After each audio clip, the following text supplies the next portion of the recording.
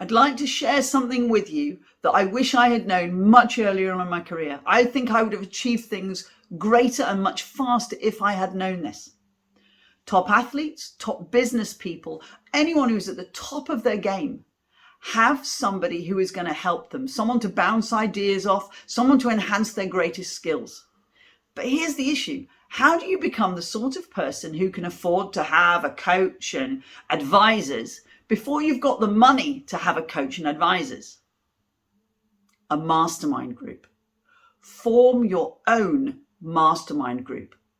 Having people to collaborate with, people who will hold you accountable, people who you can bounce ideas off, people with different experiences that you can just think things around with, who will help you and encourage you, is incredibly powerful.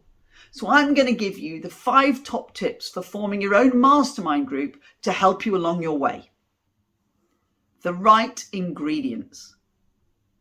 It's really important to find the right people, the right mix of people. What you don't want to do is have a mastermind group where you've chosen one person who's the CEO of a massive corporation and everybody else is, well, they're running their own little business or something like that. What happens then is we just have a one way. Oh, you tell us how you did it, Fred. You tell us how you did it, Mary. What we want is a set of people who are about they're probably the same stage in their career.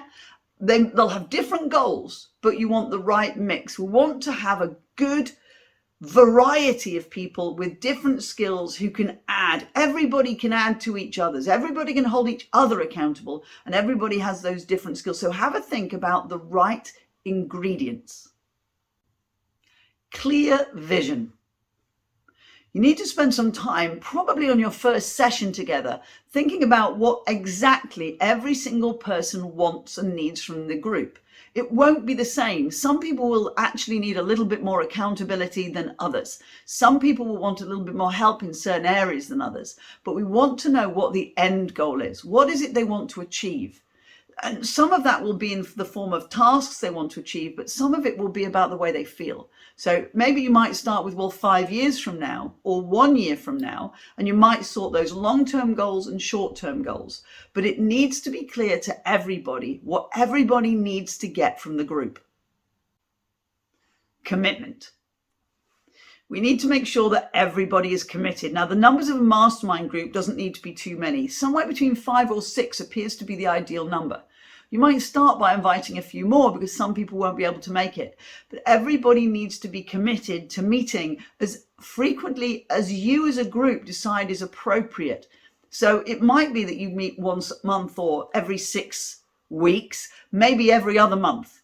But everybody needs to be committed because we need to be holding each other accountable every time. And if there's one particular person who constantly can't make it, the relationship dynamics change. Sometimes you'll have a session where you'll talk about it and one person they'll reveal something that's really, really important to them. And that bonding will be so important. And so wasn't there at that point and isn't there at the next 2.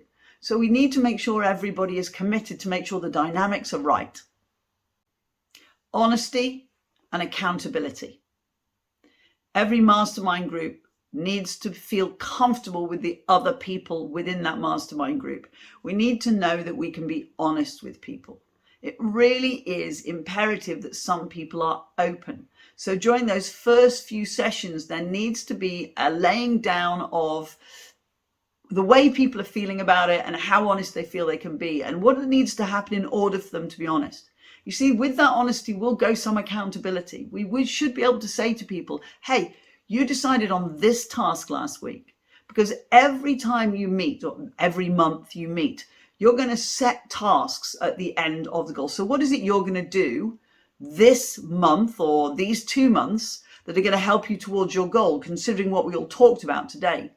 So people need to be able to be honest. We don't need people kind of feeling like they're going to the headmaster and going, oh, the dog ate my homework, I wasn't able to do it. We need people to be honest. We also need them to acknowledge if they find something particularly hard. And they might find it hard because the task is particularly hard or just they've got particular beliefs. Because this mastermind group is not just about tasks. It's about getting our minds in the right place and our heads in the right place. So we need to be able to move forward with confidence, knowing that we can be honest with this group and that this group will hold us kindly and gently accountable to what we said we would do. Ask questions. Don't try and fix. Now that might seem weird because we've just talked about this mastermind group where we're all going to be trying to help each other. And the natural way we seem to have is that we instantly go, oh, you should try this. Have you tried this? Blah, blah, blah. No, the idea of a mastermind group is that we explore stuff, and what we try to do is encourage people to think of solutions, if possible, for themselves. So the idea is somebody states an issue or a problem they have that they want to deal with, and we simply ask exploratory questions.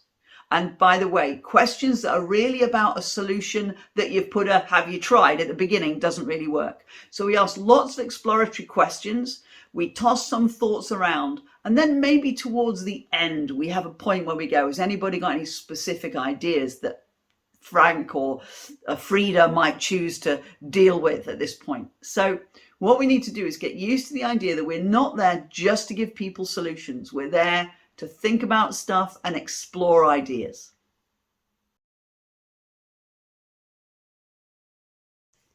So one of the brilliant ways to develop yourself is to form a mastermind group. I have sat in conferences and many an expert has stood on a stage and looked at the audience and said, make sure you invest in yourself. Make sure you develop yourself. And that sounds great if you've got a load of spare cash, but you actually don't need it. So form your own mastermind group. Let me know how it goes.